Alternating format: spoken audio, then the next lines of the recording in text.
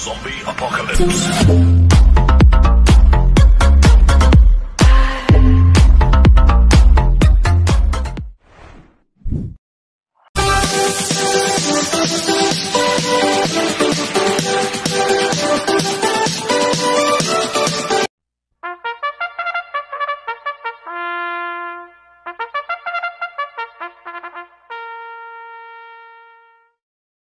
Magandang araw po mga bayang karerista. Ngayon po ay araw ng Miyerkules, July 2, 2025. Karera po ng Metoturf, Malbar, Batangas. Meron po tayong 7 karera sa araw na ito. Nandito lang po yung lingkod, Drunken Master Wangbu aka Elo Atubudoy, para magbigay ng giya at analysis sa inyo mga bayang karerista.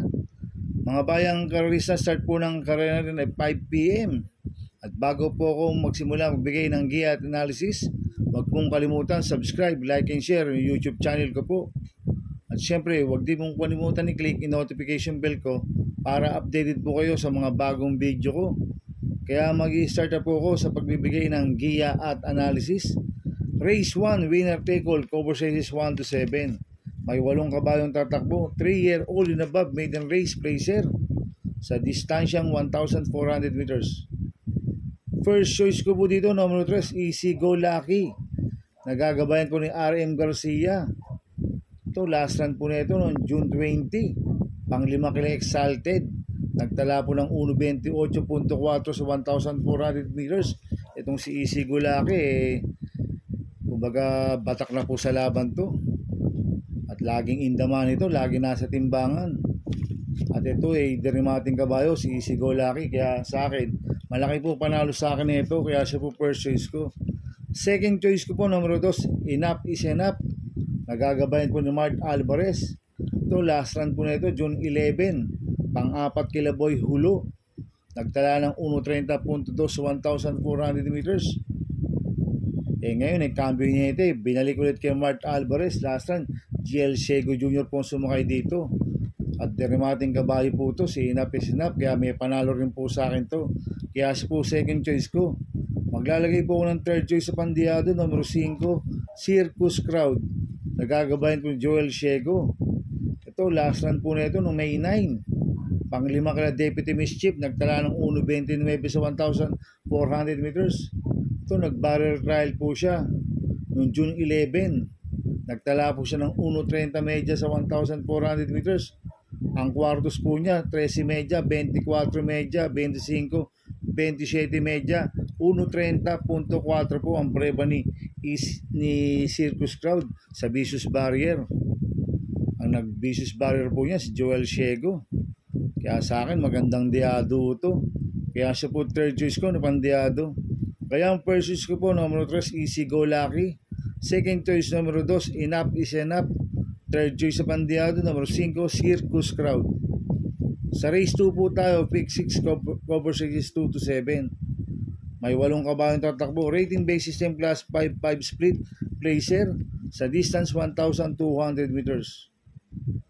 First choice ko po dito, number 7, Sunshine June. Nagagabayan po ni MP Laloma. Ito, bagong baba na rating base system, si Sunshine June. Last run po na ito, June 18. Pang-4 kila Asik-Asik Falls. Nagtala ng 1.15.8 sa 1,200 meters. Derimating kabayo po ito, si Sunshine June. Kaya malaki po panalo sa akin ito. Kaya siya po first choice ko. Second choice ko po, number 8, Double Strike. Nagagabayan po ni Joel Sego. Ito, last run po na ito, June 18. Segundo po siya kay Tokyo Rumba. Nagtala po ng 1.15.4 sa 1,200 meters. Cambio nito, binigay kay Joel Sego. Last run, GL Sego Jr. po sumakay dito. Kay Double Strike, derimating kabayo at maganda ang post position. Kaya malaki po panalo sa akin ito, kaya siya po second choice ko. Maglalagay po ako ng third choice sa pandiyado, number 1, Bumabaga. Nagagabayan po GL Sego Jr. Ito, last run po na ito, June 4. Segundo po siya kay Winning Shot. Nagtala ng 1.6.2 sa 1,200 meters.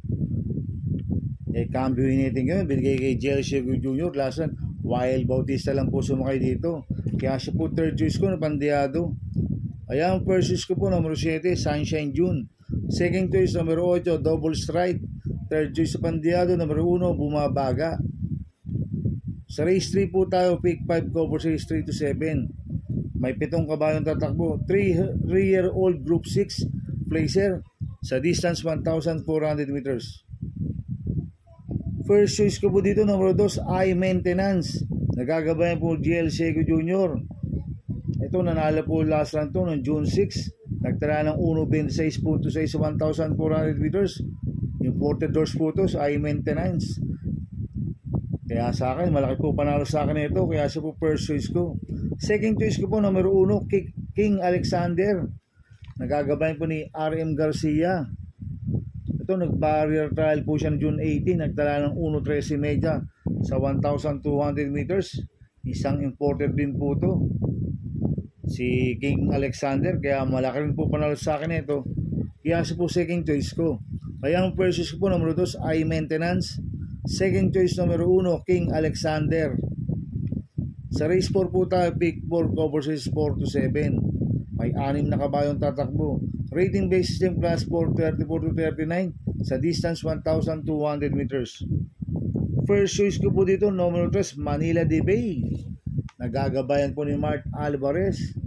Itong si Manila de Bay, meron pong bilis to at pwedeng parimatiin. Last run po nito nung June 22, tumakbo po ito kila Sherbet Fountain. Nagtala po siya ng 1.43 medya sa milya.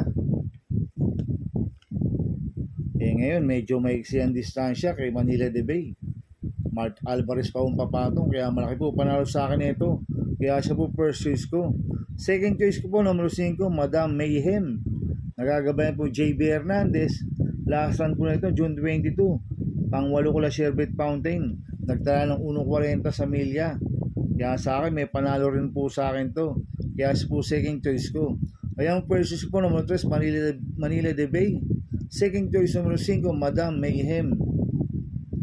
Sa race 5 po tayo. May 8 kabayong tatakbo. Rating base same class 5-5 split placer sa distance 1,200 meters. First choice ko po dito, yung numero 8, Ivan. Nagagabayan po ni Ace Aguila. Itong si Ivan, tingin ko solo aire po ito. Maganda pa ang numero, nasa labas. Tsak makakalundag ng maganda po ito. At last run po nito noong June 22, tumakbo kila California King. Nagtala ng 1.30 media sa 1,400 meters. Ngayon distansya 1,200 meters. Pabor po sa kanya. Kaya sa akin po, malaki po panalo sa akin ito. Kaya siya po first choice ko. Second choice ko po, numero 5, 7 of Diamonds. Nagagabayan po ni GL Seco Jr. Ito, last run po nito, June 20. Segundo kay Bright Mind. Nagtala ng 1.14 media sa 1,200 meters. Cambio hitting yan, binigay kay GL Seco Jr. Last run, Kelvin Abobo po sumakay dito. Kaya malaki rin po panalo sa akin ito. Kaya siya po second choice ko. Maglalagay po ako ng third choice sa Pandiado, numero 6, Color Blast. Nagagabayan po dyan Alvin Guse. Ito, bagong bababaw ng rating base system to, si Color Blast. Last run po na ito, June 21. Tumakbo ko na Swakto Power Duo.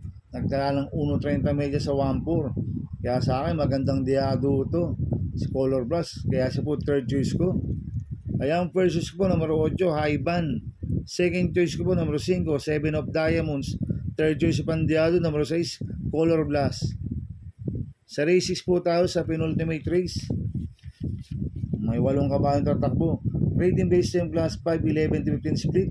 Distance 1,200 meters. Itong race 6 na to, tingin ko anybody's race po to. Kaya tingin ko lahat ito may panalo. Kaya ang first choice ko po dito, numero 5, Tugatog. Nagagabayan po ni John Alvin Guse. Last run po na ito, June 18. Segundo kay Freddy Cutie. Nagtala ng 1.14 media sa 1,200 meters. Kaya sa akin malaki po panalo sa akin ito. Kaya sa po first choice ko. Second choice ko po, numero 2, Rainy Days. Nagagabayan po ni Sheila Advincula. Last run po na ito, June 14. Segundo kay White House. Nagtala ng 1.27.6 sa 1,400 meters. Cambio nito, binigay kay CL at Vincula. Lasan, Lester De Jesus po sumakay dito. Kaya sa akin, malaki po panalo sa akin ito. Kaya po second choice ko. Maglalagay po ako ng third choice sa Pandiado, numero 1, Red Soul. Nagagabayan po yung Jomer Storke. Ito, maganda panalo na ito last run. Noong June 20. Nagtala ng 1.13.6 sa 1,200 meters. 57 pa po peso nung nanalo yan. Kahit umakit po ng grupo yan. Maganda po naging preba niya last run. Kaya siya po third choice ko na Pandiado. Kaya ang first choice po, numero 5, Tugatog. Second choice, numero 2, Rainy Days. Third choice sa Pandiado, numero 1, Red Soul. Sa race 7 po tayo sa last race.